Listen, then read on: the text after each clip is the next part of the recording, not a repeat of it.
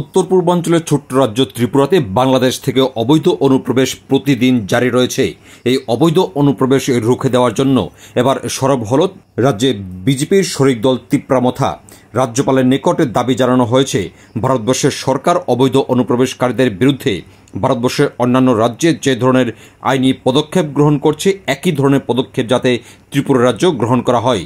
আগরতলায় ত্রিপুরার রাজ্যপালের সাথে সাক্ষাৎ করেছেন তিপ্রামথা দলের মন্ত্রী, বিধায়ক, এমডিসি এবং অন্যান্য জনপ্রতিনিধিরা। এদিন 15 সদস্যের একটি প্রতিনিধি দল রাজ্যপালের সাথে সাক্ষাৎ করে দেশের প্রধানমন্ত্রীর নিকট একটি দাবি সনদ পেশ করেছেন। সেই দাবি সনদে দাবি করা হয়েছে ত্রিপুরাতে যে ধরনের বাংলাদেশিরা প্রতিদিন অনুপ্রবেশ করছে তাদের বিরুদ্ধে ভারত সরকারের আইন অনুযায়ী কঠোর পদক্ষেপ গ্রহণ করার। এই বিষয়ে কঠোর পদক্ষেপ গ্রহণ করার জন্য সিআরপিএফ, আসাম রাইফেলস এবং ত্রিপুরা পুলিশের যে ডেডিকেটেড উইংস রয়েছে তাদেরকে সঠিকভাবে কাজে লাগানোর দাবি করেছেন মন্ত্রী অনিমেষ দেববর্মা। 1971 সাল পর্যন্ত ভারতে যারা বাংলাদেশ থেকে এসেছেন ওনাদেরকে বৈধ নাগরিক হিসেবে চিহ্নিত করা হয়েছে। তিনি অভিযোগ করে বলেন, এরপর থেকে ইন্দিরা মুজিব চুক্তির ভিত্তিতে বাংলাদেশ থেকে অনুপ্রবেশ এবং আসার বিষয়টিকে বেআইনি হিসেবে চিহ্নিত করা হয়েছে। সেই আইন মোতাবেক যারা এখনও বাংলাদেশ থেকে অবৈধভাবে ভারতে অনুপ্রবেশ করছে তাদের বিরুদ্ধে আইন অনুযায়ী কঠোর পদক্ষেপ গ্রহণের দাবি জানিয়েছেন অনিমেষ দেববর্মা। মাননীয় গভর্নর মহোদয়ের কাছে আমরা তিপ্রামথার মন্ত্রী, এমএলএ, ইএমস এবং এমডিসিরা আমরা সবাই আসলাম। 15 জনের প্রতিনিধি নিয়ে আমাদের অনুমতি দিয়েছেন। মূল বক্তব্য হলো ভারত সরকারের যে নির্দেশ যে ইলিগ্যাল মাইগ্রেন্টসদের আইডেন্টিফিকেশন করে পুশব্যাক করা, মায়ানমার, পাকিস্তান এবং বাংলাদেশ থেকে যারা আসছে ইলিগেলি তাদেরকে ধরে আমাদের দেশ থেকে বাংলাদেশ বা তাদের দেশে ডিপোর্ট করা। তো এই বিষয়ে তিপ্রামথা মনে করে যে আমরা সবাই জানি যে ত্রিপুরায় মার্জারের পর 1949 থেকেই কিন্তু অনেক আমাদের ভাই বোনেরা তারা বাংলাদেশ থেকে আসতে হয়েছে এবং একটা যুদ্ধও হয়েছে পাকিস্তানের সাথে।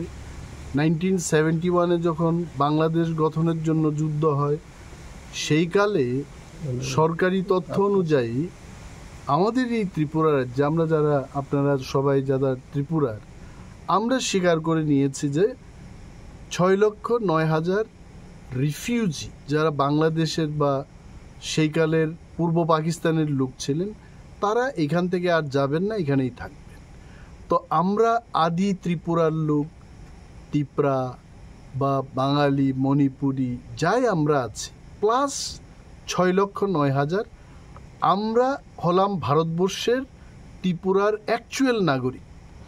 তো এদের বাইরে যারা আসবে, ইন্দিরা এবং শেখ মুজিবুর রহমানের মধ্যে একটা চুক্তি হয় যে 71-এর সেই ডেটটার পর একটা কাট অফ ডেট ছিল, 24 তারিখ মার্চ হবে সেই ডেটের পরে যারা আসবে তাদেরকে বিদেশি বলে চিহ্নিত করা হোক এবং যেই তারা আসবে এখানে এদেরকে ধরার জন্য ত্রিপুরা পুলিশের হোম ডিপার্টমেন্টে একটা উইং আছে, MTF, mobile task force. SP রয়েছেন, ডিএসপি রয়েছেন এবং অনেক পুলিশ কর্মীরা, এটার জন্য আলাদা বাজেট থাকে। তো এই যে ভারত সরকারের নির্দেশের পর গুজরাট বা মেঘালয়, আসাম ইত্যাদি রাজ্যে যেভাবে রোহিঙ্গা বা মুসলিম যে সমস্ত বাংলাদেশি নাগরিকরা ভারতবর্ষের মধ্যে ঢুকে পড়েছে তাদের কিন্তু আইডেন্টিফাই করে বিমান পথে এনে আগরতলা এয়ারপোর্ট থেকে দড়ি দিয়ে বেঁধে পিটতে পিটতে তাদের আখাউড়া গেট দিয়ে কিন্তু ছেড়ে দেওয়া হচ্ছে।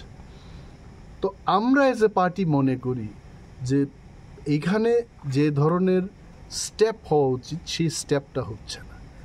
তো সেই কারণে আমরা ভারতবর্ষের প্রধানমন্ত্রীর কাছে সমস্ত এমএলএ, এমডিসি, ইএম এবং আমরা 2 জন মন্ত্রী আমরা নিজেরা স্বাক্ষর করে ভারতবর্ষের প্রধানমন্ত্রীর কাছে একটা আবেদন জানালাম যে সেন্ট্রাল গভর্নমেন্টের তত্ত্বাবধানেই এখানে একটা স্পেশাল টাস্ক ফোর্স পাঠানো হোক এবং ত্রিপুরা পুলিশ এবং অন্যান্য যারা সেন্ট্রাল সিকিউরিটি এজেন্সিজ আছে, আসাম রাইফেলস, সিআরপিএফ ত্রিপুরাতে অলরেডি আছে, এদের সমন্বয়ে যেন এই রোহিঙ্গা বা বাংলাদেশিরা যারা দৈনন্দিন এখানে প্রবেশ করছে এবং ডেমোগ্রাফিটাকে শেষ করার চেষ্টা করছে, তাদের ধরার জন্য আমরা আবেদন করেছি। এইটাই আজকে এখানে আসা।